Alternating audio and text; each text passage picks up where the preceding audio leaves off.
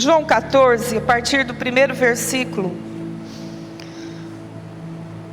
diz assim a palavra do Senhor: não se turbe o vosso coração. Credes em Deus, crede também em mim. Na casa de meu Pai há muitas moradas. Se não fosse assim, eu vos teria dito: vou preparar-vos lugar. E se eu for e vos preparar lugar, voltarei para vos levar comigo, para que onde eu estiver, estejais também. Vós mesmos sabeis para onde vou, e conheceis o caminho. Tomé perguntou-lhe: Senhor, não sabemos para onde vais. Como podemos conhecer o caminho? Jesus respondeu-lhe: eu sou o caminho, a verdade e a vida. Ninguém vem ao Pai, senão por mim. Se me conhecesseis, também conheceríeis meu Pai. E já desde agora o conheceis e tendes visto. Filipe disse-lhe: Senhor, mostra-nos o Pai, e isso nos basta. Jesus respondeu-lhe: Filipe, estou há tanto tempo convosco, e não me tendes conhecido? Quem me vê, vê o Pai. Como dizes, mostra-nos o Pai? Não credes que eu estou no Pai, e que o Pai está em mim? As palavras que eu vos digo, não as digo de mim mesmo, mas o Pai que está em mim, é que faz as suas obras. Crede-me que estou no Pai, e o Pai em mim. Crede-me, ao menos por causa das mesmas obras. Em verdade vos digo, que aquele que crê em mim, também fará as obras que eu faço, e as fará maiores do que estas, porque eu vou para meu Pai. Amém? Glória a Deus. Essa é a palavra do Senhor. Eu quero convidar você a baixar a cabeça, fechar os olhos e pedir ao Espírito Santo que fale com você. Espírito de Deus, maravilhoso Senhor, Tu és o inspirador e também iluminador dessa palavra. Pedimos que agora o Senhor tire dos nossos olhos as escamas, tire as vendas, para que possamos enxergar profundamente aquilo que Tu queres nos ensinar. E que não fiquemos apenas no nível do conhecimento teórico ou histórico, mas que vivamos essa palavra no nosso dia a dia. Ajuda-nos nisso, Espírito Santo, pois dependemos de Ti. Em nome de Jesus. Amém, Senhor. Amém? Queridos, Deus, em toda a história tem sido conhecido por muitos nomes. Você já deve ter ouvido vários deles. Nomes como El Eloá, que significa Deus forte, poderoso, proeminente. A palavra El significa poder no hebraico. E é associada também com várias outras qualidades ou atributos de Deus, como integridade, zelo, justiça, compaixão. Mas a raiz é poder. Então, quando você vê o prefixo El, você vai lembrar do poderoso Deus. Elohim, você já deve ter ouvido também. Deus criador, poderoso e forte. El Shaddai, já ouviu essa palavra? Deus poderoso, poderoso de Jacó. Fala desse poder supremo acima de todos os poderes. Adonai, Senhor, usado no lugar de Iavé, onde as letras são apenas consoantes, YHWH. Jeová ou Iavé, Senhor, significa a revelação do nome de Deus como aquele que se mostrou a Moisés lá no deserto e disse: eu sou o que sou. O nome de Deus como a sua identidade pronta, perfeita e imutável. Ele é o que é. Deus nunca será outra coisa. Deus nunca foi outra coisa. Deus é. Eu sou.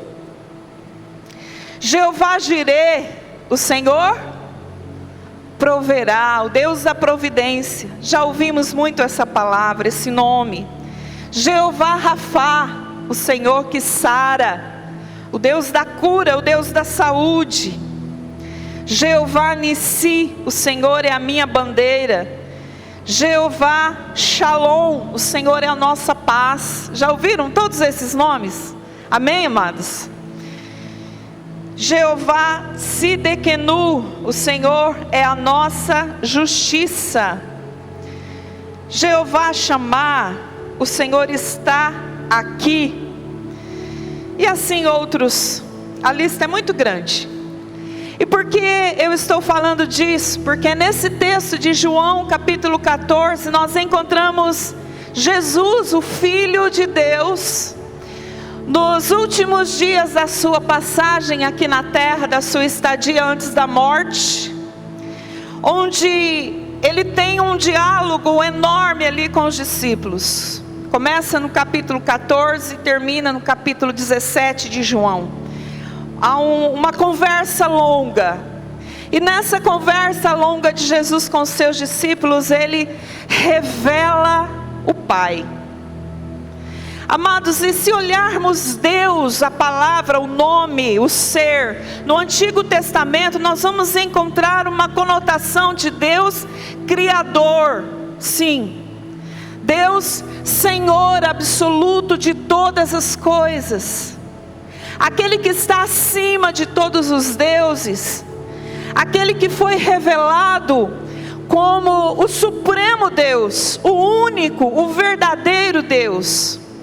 Mas no Antigo Testamento, esse relacionamento de Deus com o ser humano era um relacionamento de autoridade, onde para muitos parece que Deus estava lá, apenas no trono, distante.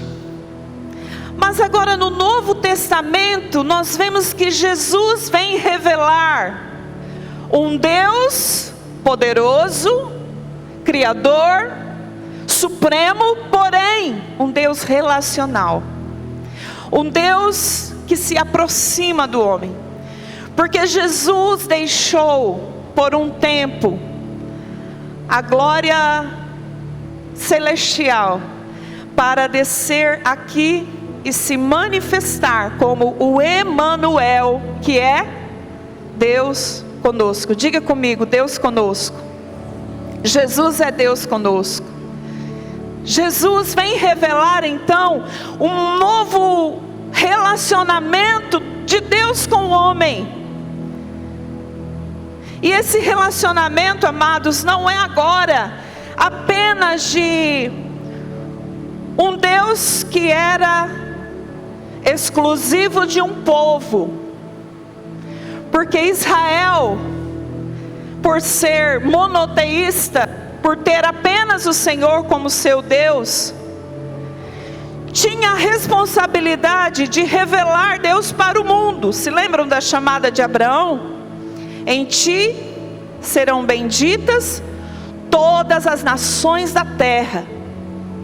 Veja, Deus cria o mundo, as pessoas vão nascendo, vão passando anos, anos e anos. Vemos ali em Gênesis a queda, vemos ali o castigo de Deus sobre o homem na época de Noé, o dilúvio, lembram? Depois vemos no capítulo 11 de Gênesis a grande confusão das línguas, a Torre de Babel. Até ali, amados, os holofotes do céu estavam sobre toda a terra, sim ou não? Agora Deus separa uma pessoa, Abraão. Tira Abraão lá de Ur dos Caldeus, E dali para frente, de Gênesis 12 para frente, no finalzinho do 11, quando a família de Abraão sai lá de Ur, os holofotes que estavam assim, ficam assim, sobre um homem. E desse homem Deus forma um povo, o povo de Israel. E então Israel tem uma ideia de que Deus é só deles. Na mentalidade deles, era como se o Criador fosse pertencente a eles, porque eles são o único povo da terra que confia no único Deus verdadeiro.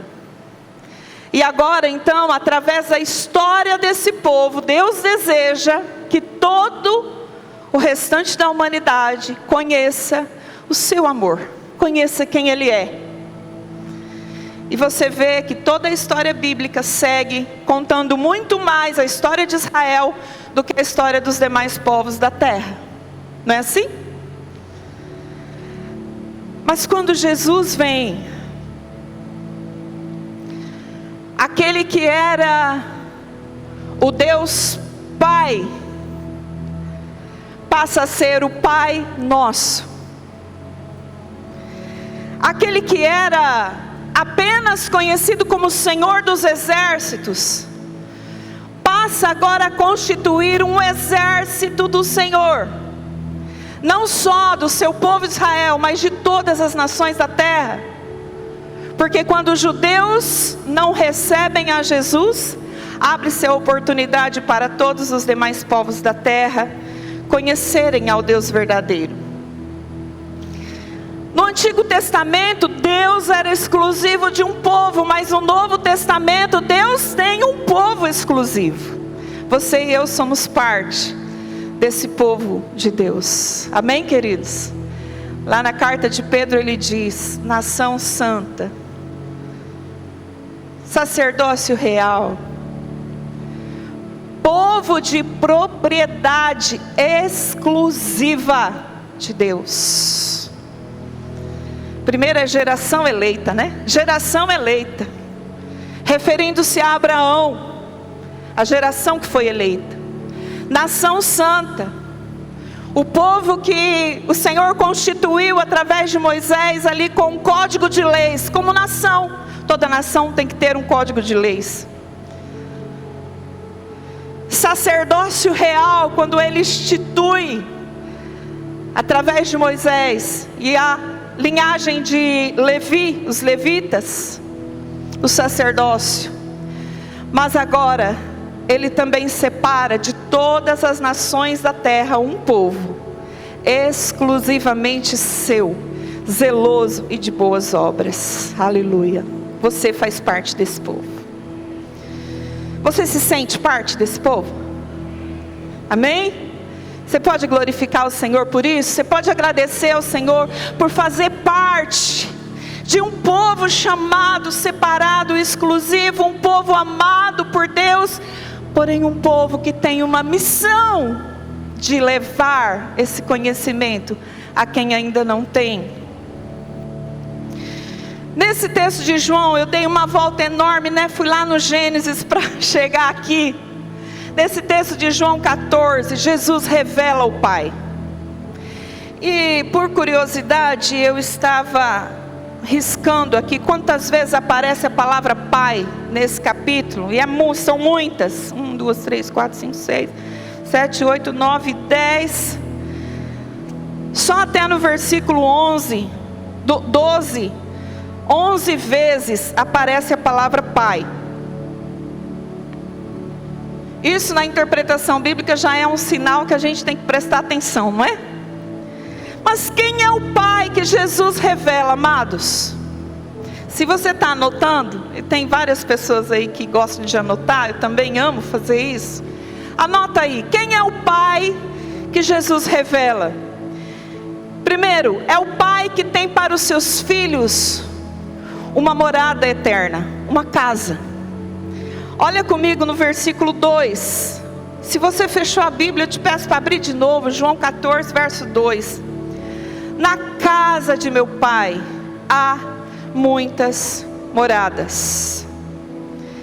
E porque Ele tem essas moradas preparadas para nós como filhos, nós não precisamos ficar com o coração atemorizado.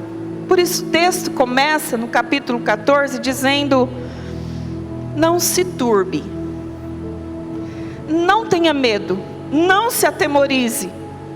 Mantenha o seu coração em paz, porque há uma certeza dada pelo Pai. Existe uma morada, existe uma casa eterna preparada para quem é filho. Quem aqui é filho? Então tem uma casa do seu Pai preparada para você. E essa casa é uma herança eterna, amados, que ninguém pode tirar de nós. Esse Pai é digno de confiança, porque tudo aquilo que Ele prometeu no passado, Ele já cumpriu, até mesmo na vinda de Jesus. Mas ainda existem promessas reservadas para você e para mim, e essas moradas eternas estão entre essas promessas. O desejo desse Pai, o desejo de Deus, é ter um relacionamento conosco, é estar para sempre conosco. Olha o que diz o verso 3. Jesus falou assim: se eu for e vos preparar lugar, voltarei para vos levar comigo. Olha o sentimento que eu e você precisamos ter aqui, um sentimento de pertencimento. Porque se nós somos filhos de Deus, reconhecemos a nossa identidade em Deus, nós somos participantes, nós somos pertencentes a Cristo, a Jesus, e a esse plano eterno de nos levar. Eu sei que Ele tem um lugar preparado para mim, e eu quero muito ir para lá. E você? Às vezes a gente quase não fala disso hoje, né, amados? Às vezes a gente usa esse texto só para velórios. E parece que no nosso dia a dia nós nos esquecemos dessa promessa, porque estamos com os olhos tão voltados aqui. Tudo é aqui. É o nosso dia a dia, a nossa correria, o nosso trabalho, a nossa família, os nossos planos, os nossos sonhos. E está tudo bem, é assim mesmo. Porém, a gente não pode perder a perspectiva de futuro e dessas promessas maravilhosas que o Senhor tem. Senão, como diz Paulo, a nossa vida perde o sentido.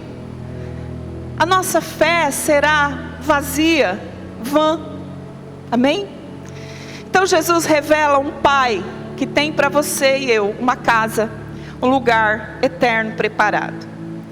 Segundo, se você está anotando, Jesus revela um Pai que provê um caminho de acesso a Ele. Lembra que eu disse lá no início que Israel via o Deus autoritário, o Deus autoridade tão distante. E hoje também tem gente que vê Deus assim, sabe? Vê Deus como aquele velhinho de cabelos compridos, de barbas brancas, sentado em cima de uma nuvem, contando as estrelas, fazendo joguinho assim, com as estrelas, vai para lá, vem para cá, e quando você vê um meteoro caindo, foi ele que jogou. Tem gente que vê Deus assim, amados. Mas Deus é relacional. Ele quer que você e eu nos aproximemos dEle. E Ele sabia que por nossa conta própria não conseguiríamos fazer isso. Então Ele preparou um caminho. E o caminho está aberto. O caminho para o homem chegar até Ele continua aberto.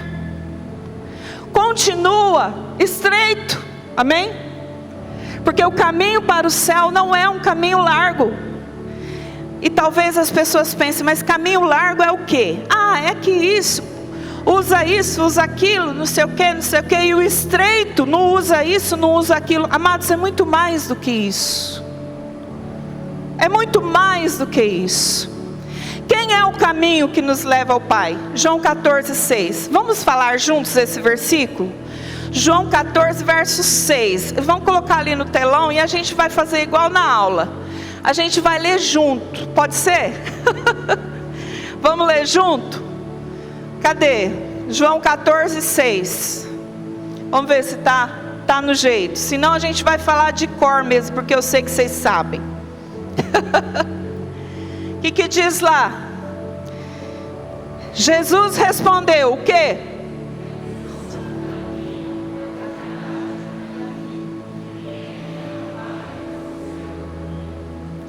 Então Jesus mesmo é o caminho.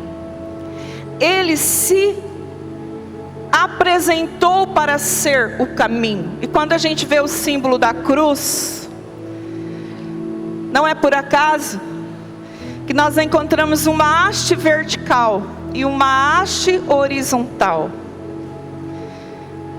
Verticalmente, Jesus estava no céu, desceu, veio até nós. E agora Ele abre os seus braços para alcançar todos. E de novo, da terra ao céu, religar o homem ao Pai. Jesus é a verdadeira religião, porque religião é religação. Ele religou o homem a Deus. Portanto, não existe caminho para o Pai fora de Jesus. Não existe atalhos para chegar ao Pai. Amém, queridos? Minha mãe, eu me lembro quando era criança, ela está aqui, gente, para confirmar. Ela sempre teve um ditado: quem procura atalho, procura atrapalho. Quem já viu esse ditado? Acho que é só da minha... Ah, não, você conhece, então não é só dela. Quem procura atalho, procura atrapalho. Tem muitas pessoas hoje tentando chegar ao Pai pelos atalhos. E aí não saem do lugar. Não sentem que estão próximos de Deus. E claro, porque não estão. Não há outro caminho, o único é Jesus. Talvez você me diga: Wanda, mas nós estamos cansados de saber disso. Amém. Para quantas pessoas você já contou? Você está sabendo disso muito bem. Para quantas pessoas você já contou sobre isso? Que Jesus é o único caminho. Ele é o único porque só Ele cumpriu os requisitos do Pai, da justiça do Pai. Amém, queridos? Só Ele cumpriu. Ninguém vem ao Pai a não ser por mim. Mas Jesus também é a verdade.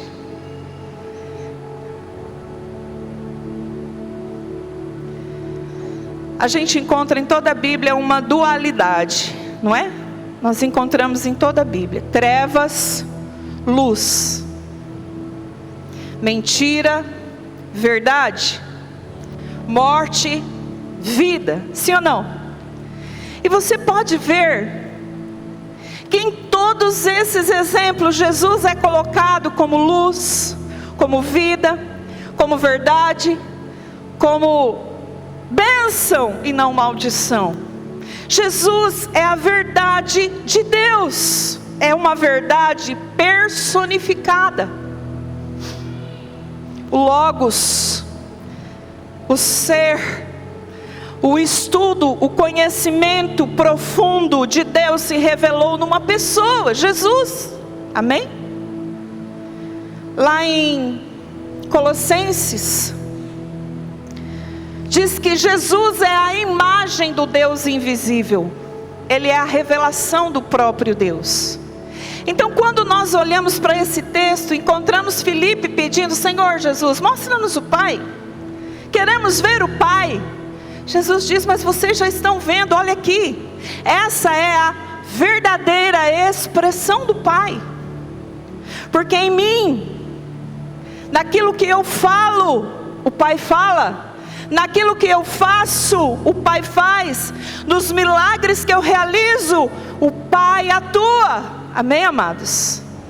Aonde nós queremos chegar com isso? Nós queremos chegar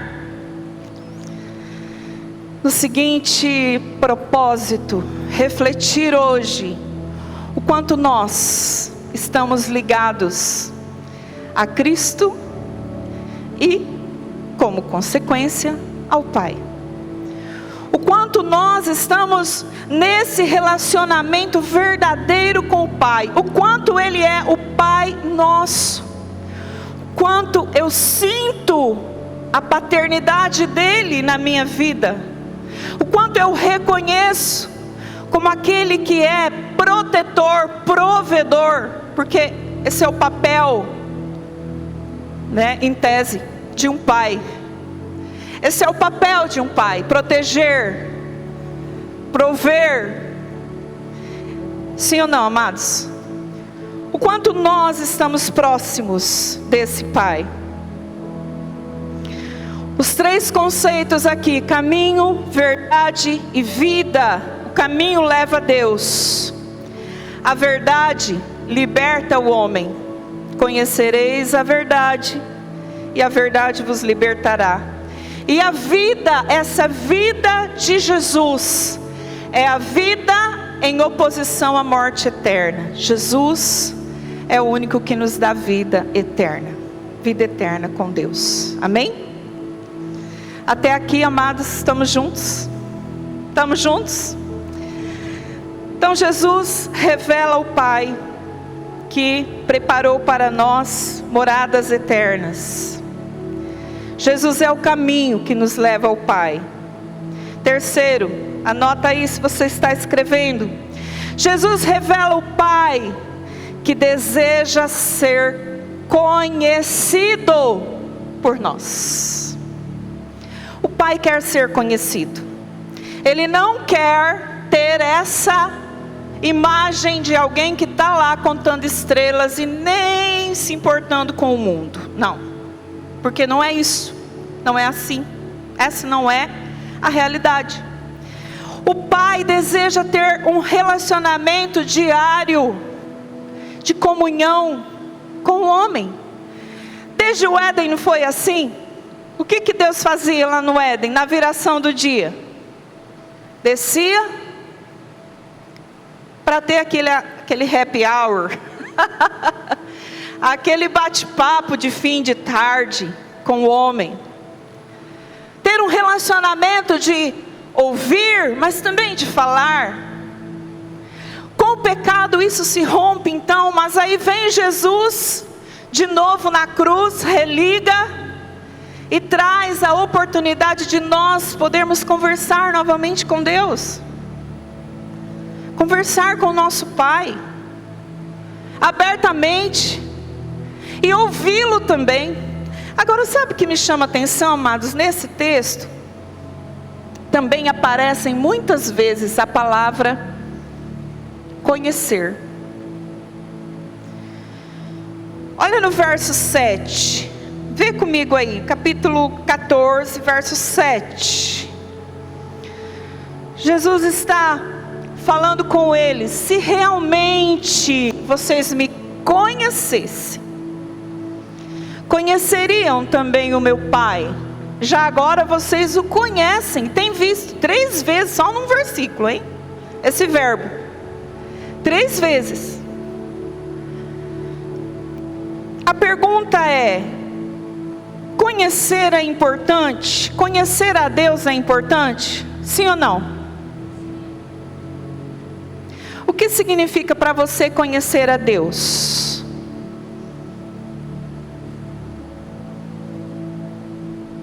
Jó passou por uma situação muito difícil na sua vida, vocês sabem.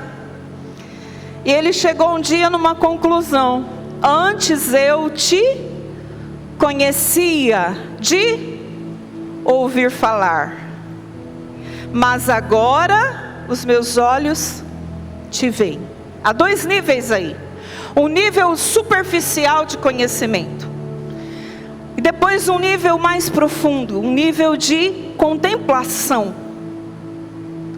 A palavra conhecer significa muito mais do que ter informações. do que ser informado. Significa ligação íntima. Se você olhar lá no Gênesis, na versão corrigida, diz assim: Adão conheceu a Eva, sua mulher. Isso fala de uma relação íntima. E por causa dessa relação íntima, eles tiveram filhos. Conhecer é algo então tão íntimo, tão próximo, de uma comunhão tão profunda, que apenas nesse nível é possível nós dizermos que nós servimos a Deus verdadeiramente. Ninguém pode dizer eu sirvo ao Senhor e não ter uma vida devocional, não ter um momento diário de relacionamento com Deus. Ninguém pode dizer que serve ao Senhor sem confiar no Senhor. Tem muita gente hoje que diz que serve a Deus, mas não confia. E por que não confia? Porque não conhece. Você abriria a porta da sua casa para um desconhecido entrar e passar lá o final de semana com você? Ou você abriria e deixaria ele lá na sua casa e você sairia fazer as coisas? Não, porque você não conhece. Porque muitos hoje veem o Pai de forma tão distante, porque não o conhecem verdadeiramente. Como é que eu conheço alguém? Eu estou casada com o Edson há 29 anos. Será que eu te conheço, amor? Pouquinho, ele falou. 29 anos. Tem gente aí que está casada há bem mais tempo. Ainda tem coisas para conhecer, né? Poço de sabedoria, maravilhoso. Amados, tem muitas coisas para conhecermos sobre Deus, mas às vezes a gente está na igreja. Gente, eu nasci na igreja, né, pai e mãe? Nasci na igreja, mas tem tanta coisa que eu não sei ainda, que eu ainda não conheço, e eu preciso me aproximar e conhecer mais. Todos nós somos assim, sim ou não? Agora, qual é a nossa sede de ter esse relacionamento profundo com o Pai? É muito bom quando a gente está namorando, a gente, né, tem aquela, tudo é colorido, né, assim, aquele romantismo, né, tudo muito apaixonado. Mas se a gente não cuidar, passa o tempo e a gente se acostuma. Será que com Deus não acontece assim? No primeiro amor nós estamos como no namoro, apaixonados, não é? Lembra até do perfume que a pessoa usava, não é assim? Mas depois parece que vai ficando comum, não é, Kátia? Parece que vai ficando comum, se nós não nos atentarmos para isso. Jesus é o Filho que revelou o Pai. Tem gente dando risada aí, que eu acho que tem gente que vai levar a esposa para almoçar fora hoje, tomar um sorvete. Me faz lembrar, amados, do irmão do filho pródigo, que estava na casa do pai, mas não tinha um relacionamento com o pai. Lembram disso? Estava na casa, estava perto, mas não tinha um relacionamento. O microfone está normal? Então é meu ouvido. Filipe insiste: mostra-nos o Pai. Jesus diz: quem vê a mim, vê ao Pai. Nós queremos nos aproximar dele, precisamos conhecer melhor a Jesus. Precisamos olhar mais para Jesus. Quem vê a mim, vê o Pai. Então, como era Jesus? Como é Jesus? Como ele viveu aqui? Quais eram as atitudes dele diante dos desafios que ele enfrentava? Como ele era aqui como homem nessa terra? Como que ele viveu? Quando nós olharmos para isso, nós veremos a revelação do Pai. Para terminar, amados, o quarto ponto, a quarta resposta a essa pergunta: Jesus é o Filho que revela o Pai. O Pai que preparou uma casa para nós. O Pai que proveu um caminho de acesso a Ele. O Pai que deseja ser conhecido por nós. E por último, um Pai que quer nos capacitar a fazer aquilo que o Filho fazia. E até obras maiores. Versículo 12. Vamos ler o 12? Capítulo 14, verso 12. O Pai que deseja que nós façamos o que Cristo fazia e ainda outras coisas maiores. João 14, 12. Vamos ver o que está dizendo aí na palavra de Deus. Em verdade vos digo. O que ele diz aqui, amados, em verdade, é um anúncio de que aquilo que ele vai falar tem que ser grifado, tem que estar em negrito, tem que estar em maiúsculo, caixa alta, sabe? Tem que ser muito bem lembrado. Em verdade vos digo, é algo inquestionável. Aquele que crê em mim também fará as obras que eu faço.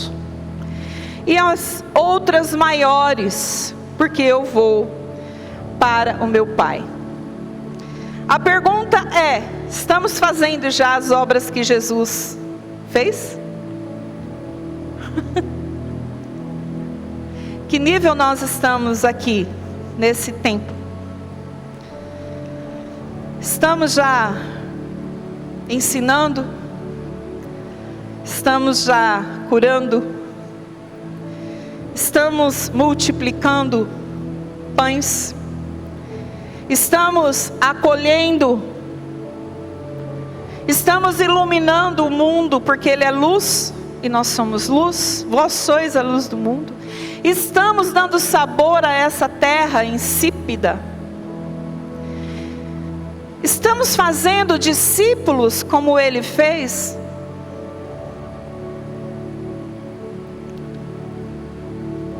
Essa é a pergunta. Olhe para você e veja o que você já fez na sua história, que você pode dizer: ah, eu fiz isso, mas Jesus também fez. O que é algo que você fez e que Jesus também fez? Olha aí, para a sua história, para a sua vida. Ah, mas eu não sou Jesus, nem eu. Mas Ele nos deu uma missão de continuar o que Ele começou. E quando nós somos chamados cristãos, nós somos chamados como miniaturas dele, miniaturas de Cristo. Cristão significa pequeno Cristo, ou um protótipo, algo que deve refletir algo dele na nossa vida, na vida diária, na terra. E aí você diz: mas Wanda, como é que eu vou fazer as obras que Cristo fez? Eu não vou ler todo o capítulo, mas você pode ler em casa. E você vai ver que em seguida aqui, o próprio Deus proveu uma maneira de nós realizarmos as obras que Jesus realizou e outras maiores. Qual foi essa maneira? Derramou sobre nós o seu Espírito Santo. Claro, porque sozinho eu não consigo mesmo, eu sou humana. Mas por causa da presença do Espírito Santo aqui dentro, é possível fazer, porque é Ele que faz por mim. Acontece que muitos confundem: eu quero o Espírito Santo para eu usar, quando na verdade o Espírito Santo precisa estar em mim para Ele me usar e alcançar pessoas. Amém, queridos? Você vê como é tudo tão simples e a gente aqui complica? Parece que está tão claro o que tem que ser feito, e às vezes nós trocamos a ordem das coisas. Quando eu falei para você: olhe para você e veja o que você já fez, que Cristo fez. Eu acredito que essa é uma pergunta que precisa estar ressoando, reverberando durante a semana na nossa vida. Porque se Jesus estivesse aqui, o que Ele faria? Como Ele agiria? Qual seria a maneira que Ele ia tratar as pessoas? Que obras Ele fez? Ele amou, Ele perdoou, Ele libertou.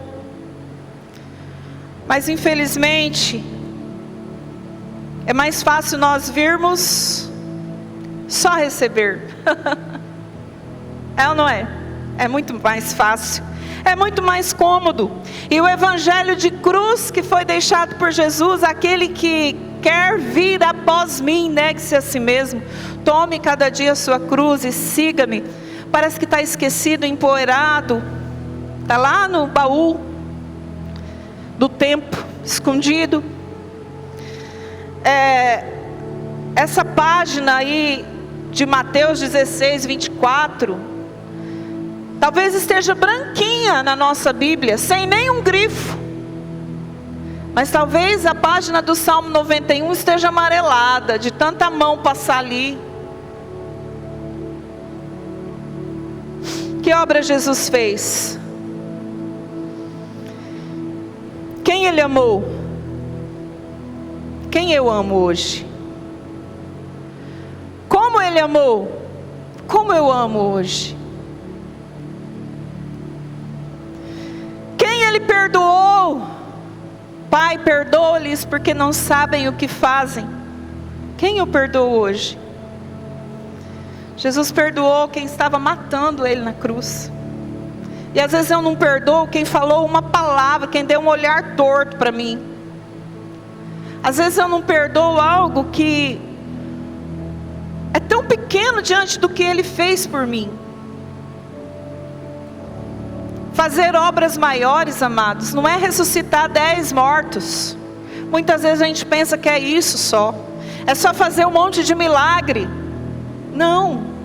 Fazer obras maiores pode ser amar mais, perdoar mais daquilo que eu já fiz, daquilo que eu já perdoei. Fazer obras maiores talvez seja discipular mais, evangelizar mais pessoas, orar, interceder por mais pessoas. Fazer obras maiores talvez signifique me posicionar de maneira diferente.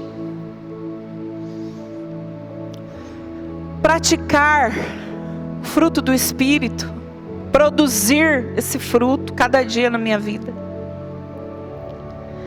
Então, sabe, conhecer o Pai é muito mais, como Jó falou, né? Não é ouvir falar, mas é viver, é andar com Ele. E se você continuar lendo no capítulo 14, gente, nós vamos ver aí que a oração é uma arma que Ele colocou à nossa disposição. Se vocês pedirem no meu nome, eu farei. Se vocês precisarem de ajuda, eu estarei à disposição para ajudar. E mais, esse Espírito Santo liberado sobre a minha vida e sobre a sua vida. Como você conhece o Pai? Concluindo aqui para nós orarmos. Qual é o nível de relacionamento que nós temos hoje com Deus? Estávamos agora há pouco ali no nosso discipulado. E falamos sobre um dos níveis de relacionamento. Relacionamento de espectadores, de multidões, espectadores. Quantos de nós temos vivido como espectadores dos discípulos que o irmão fez? Dos discípulos que foram batizados porque alguém abriu a sua porta, a porta da sua casa, e ali recebeu pessoas e fez um pequeno grupo e evangelizou. Quanto tempo mais nós seremos espectadores?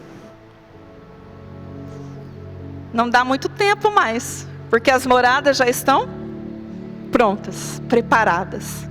E o que eu quero nessa manhã?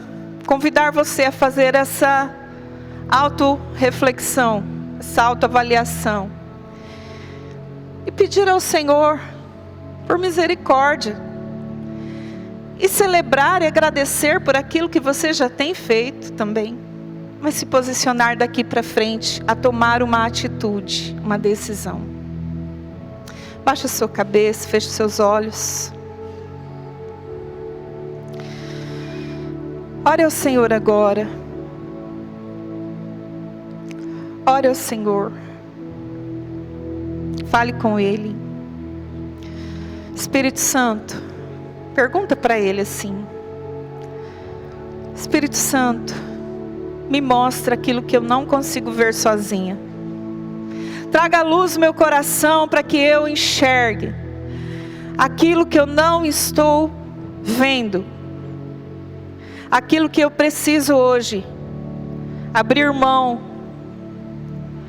para que o Pai se agrade de mim, para que o Pai seja conhecido, para que esse caminho único seja revelado àqueles que ainda estão perdidos fora do caminho.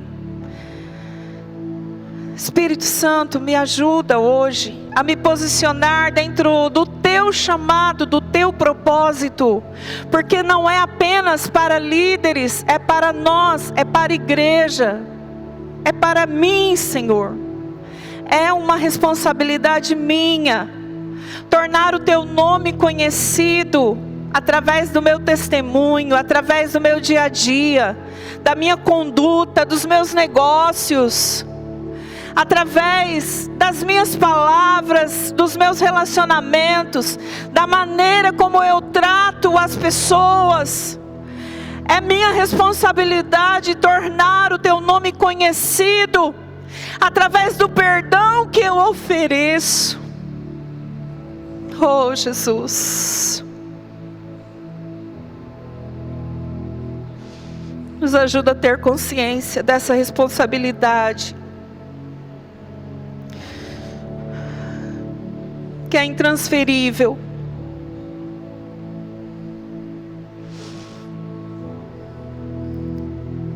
Que eu não veja essa responsabilidade como um peso, mas a veja como um privilégio. Que eu veja, Senhor, a minha vida aqui como um canal de bênção para outras pessoas. Me ajuda a ser bênção para outras pessoas, Senhor. Me ajuda a corresponder à revelação de Jesus, do seu Pai, como meu Pai.